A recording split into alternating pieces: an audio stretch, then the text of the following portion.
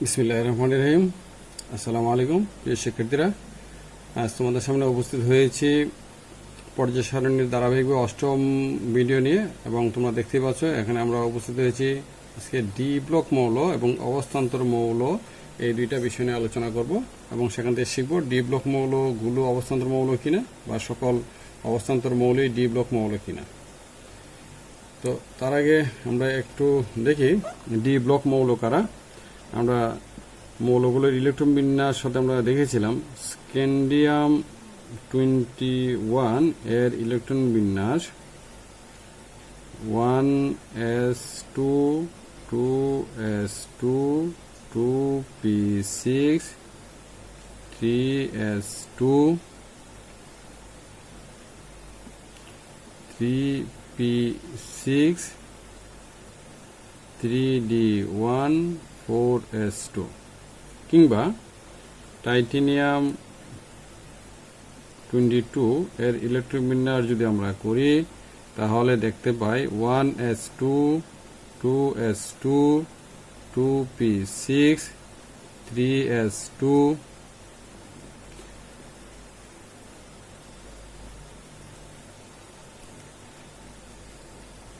3p6 3d2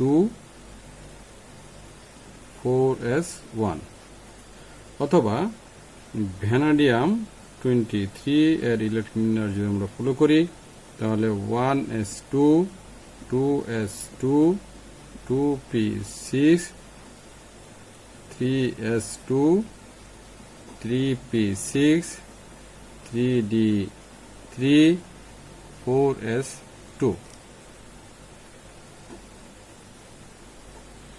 এছাড়া যদি zinc 30 এর ইলেকট্রন বিন্যাস আমরা খেয়াল করি তাহলে দেখি 1s2 2s2 2p6 3s2 3p6 3d10 4s2।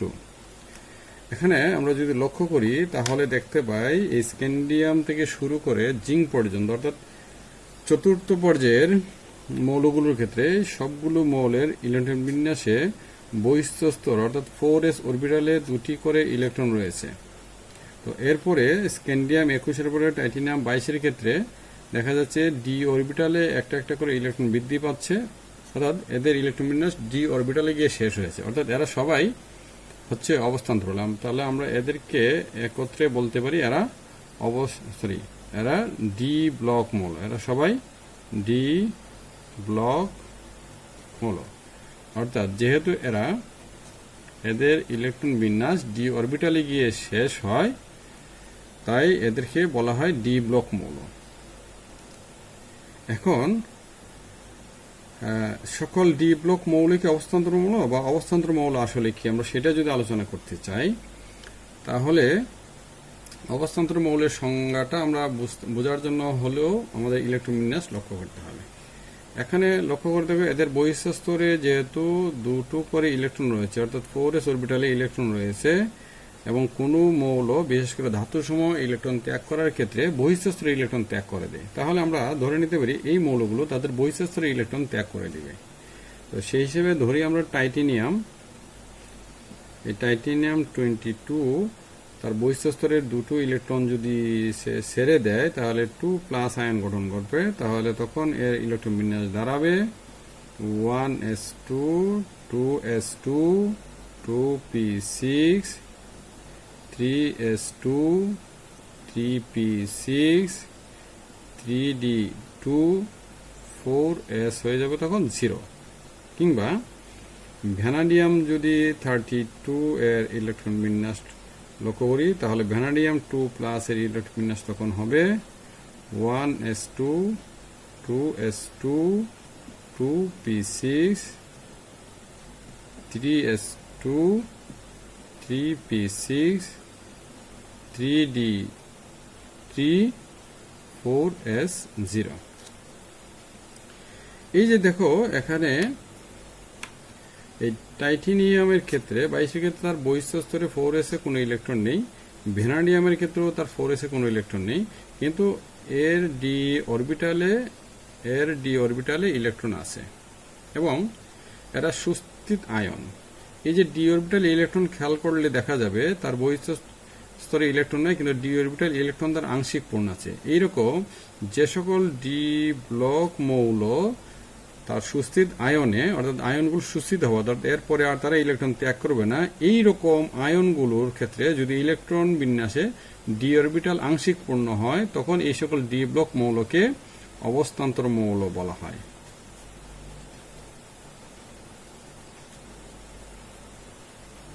ঠিক আছে, এই সকল ডি ব্লক মৌলকে বলা হয় অবস্থান্তর মৌল। অর্থাৎ যে সকল, তাহলে আমরা সংজ্ঞাটা বলতে পারি, যে সকল ডি ব্লক মৌলের সুস্থিত আয়ন, অর্থাৎ সুস্থিত আয়নে আমরা এইভাবে লিখতে পারি, সুস্থিত আয়নে ডি ব্লক মৌল হবে, সুস্থিত আয়ন হবে ডি অরবিটাল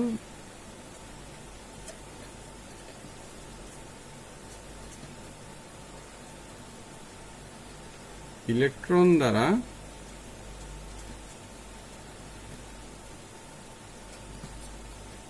আংশিক পূর্ণ হবে।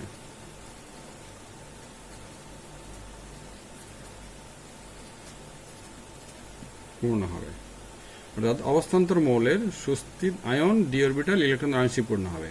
কিংবা এভাবে বলতে পারি, যে সকল ডি ব্লক মৌলর সুস্থিত আয়ন এর ডি অরবিটাল ইলেকট্রন দ্বারা আংশিক পূর্ণ, তাদেরকে অবস্থান্তর মৌল বলা হয়। তাহলে কি ইলেকট্রন দ্বারা আংশিক পূর্ণ না হলে, অথবা যদি ইলেকট্রন না থাকে বা পরিপূর্ণ হলে কি তাদেরকে অবস্থান্তর মৌল বলা যাবে না? সেটা আমরা দেখি। তো এই ক্ষেত্রে দেখো, আমরা যদি স্ক্যান্ডিয়ামের ক্ষেত্রে স্ক্যান্ডিয়াম 21 তার যদি লক্ষ্য করি, এই যে এখানে খেয়াল করে দেখো 3d1 একটা ইলেকট্রন আছে, 4s2 একটা ইলেকট্রন আছে। তার বহিঃস্থ স্তরে দুটা ইলেকট্রন আছে, সে স্বাভাবিকভাবে দুইটা ইলেকট্রন ত্যাগ করে দিবে। আর 3d অরবিটালে একটা মাত্র ইলেকট্রন থাকার কারণে সে এই দুইটা ইলেকট্রন ধরে রাখতে, ওই একটা ইলেকট্রন ধরে রাখতে পারে না। তখন স্ক্যান্ডিয়াম কি করে? স্ক্যান্ডিয়াম 3+ আয়ন গঠন করে, 3+ আয়ন গঠন করে সুস্থিতি লাভ করে। তখন এর ইলেকট্রন বিন্যাস হয় 1s2 2s2 2p6 3s2 3p6 3d0 হয়, 4so0। অর্থাৎ তার সুস্থিত আয়নের ক্ষেত্রে ডি অরবিটালে কোনো ইলেকট্রন থাকে না।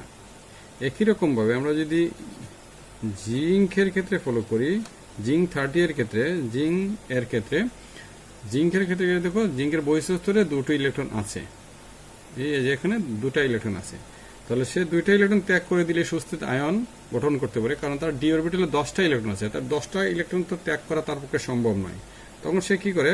এই মাত্র দুইটা ইলেকট্রন ত্যাগ করে দেয়। ফলে সে কি করে? 1s2 2s2 2p6 3s2 3p6 3d10 হয়, 4s0 হয়। অর্থাৎ আমরা যদি এই স্ক্যান্ডিয়াম এবং জিঙ্কের ইলেকট্রন বিন্যাস লক্ষ্য করি, তাদের আয়ন সুস্থিত, কিন্তু ডি অরবিটাল ইলেকট্রন দ্বারা স্ক্যান্ডিয়ামের ক্ষেত্রে একেবারে শূন্য, আর জিঙ্কের ক্ষেত্রে একেবারে পরিপূর্ণ। এইরকম যে সকল ডি ব্লক মৌলের ডি অরবিটাল ইলেকট্রন দ্বারা পরিপূর্ণ আছে অথবা একেবারে শূন্য আছে, তাদেরকে ডি ব্লক মৌল হবে, কিন্তু অবস্থান্তর মৌল নয়। অবস্থান্তর মৌল তাদেরকে বলা যাবে না, অবস্থান্তর মৌল নয়। অর্থাৎ তারা শুধুমাত্র ডি ব্লক মৌল। তাহলে যে সকল ডি ব্লক, আমরা এটাকে অবস্থান্তর মৌল না, এই যে ক্রস করে দিলাম। তাহলে এরকম যে সকল ডি ব্লক মৌলের সুস্থিত আয়নে ডি অরবিটাল ইলেকট্রন দ্বারা আংশিক পূর্ণ থাকে না, খালি থাকে অথবা পরিপূর্ণ থাকে, তাদেরকে অবস্থান্তর মৌল বলা যাবে না। তাহলে কি পেলাম আমরা? যে সকল মৌলের ইলেকট্রন বিন্যাস ডি অরবিটালে গিয়ে শেষ হয়, তাদেরকে ডি ব্লক মৌল বলা হয়। আর যে সকল ডি ব্লক মৌলের সুস্থিত আয়নের ক্ষেত্রে ইলেকট্রন ডি অরবিটাল আংশিক পূর্ণ থাকে, তাদেরকে অবস্থান্তর মৌল বলা হয়। অর্থাৎ যে সকল ডি ব্লক মৌলের সুস্থিত আয়ন ইলেকট্রন দ্বারা ডি অরবিটাল আংশিক পূর্ণ থাকে, তাদেরকে অবস্থান্তর মৌল বলা হবে। আর যে সকল ডি ব্লক মৌলের ডি অরবিটাল ইলেকট্রন দ্বারা পূর্ণ হবে না, একদম শূন্য হবে অথবা পরিপূর্ণ হবে, তাদেরকে অবস্থান্তর মৌল বলা যাবে না, শুধুমাত্র ডি অরবিটাল মৌল বা ডি ব্লক মৌল বলা যাবে। তো এইরকম ভাবে আমরা এখন প্রশ্ন হতে পারে যে যদি বলা হয় যে সকল ডি ব্লক মৌল অবস্থান্তর মৌল নয়, সকল অবস্থান্তর মৌল অবশ্যই ডি ব্লক মৌল, তাহলে আমরা সেই ক্ষেত্রে এই উদাহরণগুলো দিয়ে আমরা বলতে পারি, যেমন জিঙ্ক এবং স্ক্যান্ডিয়াম অবস্থান্তর মৌল নয় কিন্তু ডি ব্লক মৌল, এবং টাইটেনিয়াম এবং ভ্যানাডিয়াম তারা অবস্থান্তর মৌল এবং ডি ব্লক মৌল উভয়ই। আশা করি বিষয়টা বুঝতে পেরেছ। পরবর্তীতে আমরা অবস্থান্তর মৌলের আরো কিছু বৈশিষ্ট্য আলোচনা করব, সেই বৈশিষ্ট্যগুলো কি আসলে দেখি। তাহলে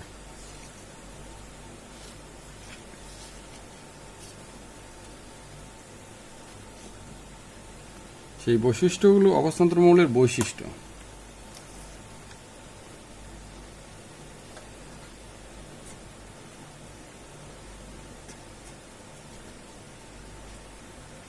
অবস্থান্তর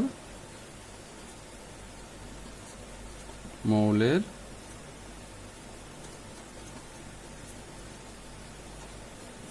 বৈশিষ্ট্য।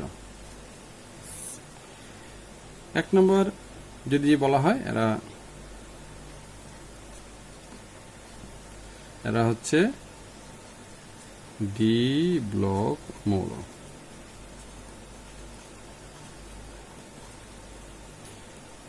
2 নাম্বার যদি বলা হয় এরা কি,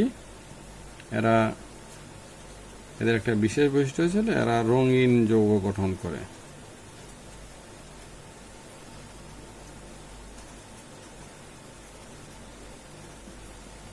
3 নাম্বার এরা কি করে, এরা পরিবর্তনশীল যোজনী প্রদর্শন করে। পরিবর্তনশীল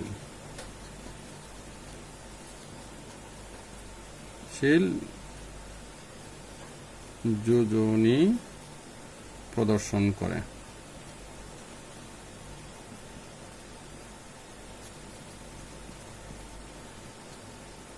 4 নম্বর কোন বিক্রিয়া এদেরকে প্রভাবক হিসেবে ব্যবহার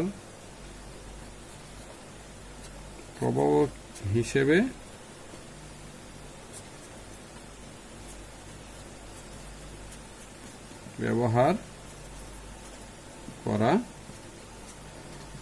হয়। এ হচ্ছে মূলত পরিবর্তনশীল অবস্থান্তর মৌলগুলোর বিশেষ বৈশিষ্ট্য। তো এরা কেন রঙিন যৌগ গঠন করে, এরা কেন পরিবর্তনশীল যোজনী প্রদর্শন করে, এরা কেন প্রভাব হিসেবে ব্যবহার করে, আর রঙিন যৌগ গঠন করে কিভাবে, এই বিষয়গুলো আমরা বিস্তারিত পরের ভিডিওতে দেখব। আশা করি তোমাদের বিষয়টি বোধগম্য হয়েছে এবং তোমরা এই ক্লাসটি উপভোগ করেছো। এই আশা রেখে আজকের মতো এখানে শেষ করছি। যাদের কোনো সমস্যা হয়, তোমাদের যে কোনো সমস্যা আমার ইউটিউব চ্যানেলের কমেন্ট বক্সে কমেন্টস করে জানাতে পারো, এবং যে বিষয়টা তোমাদের কঠিন মনে হয় সেই বিষয়টা আমাকে জানালে আমরা সেই বিষয়টি আগে উপস্থাপন করার চেষ্টা করব। আল্লাহ হাফেজ, সবাই ভালো থাকো।